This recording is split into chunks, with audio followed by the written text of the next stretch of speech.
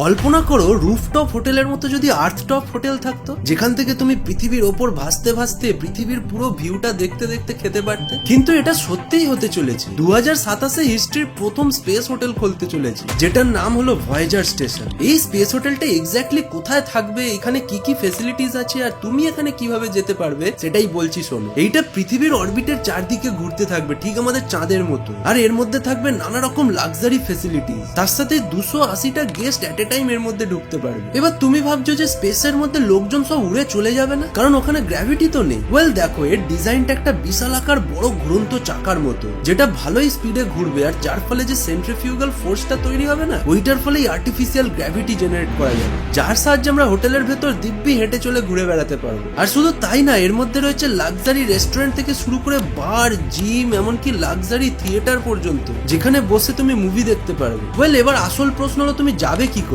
ফার্স্টেই তোমাকে রকেটে করে স্পেসে যেতে হবে, তারপর ওখানকার জিরো গ্র্যাভিটি ডকের সাহায্যে তোমার এলিভেটরে করে রুমে পৌঁছে দেওয়া হবে। এবার কত খরচ সেটা জিজ্ঞেস করো না, কারণ তাহলে স্বপ্নটা বেকার ভেঙে যাবে।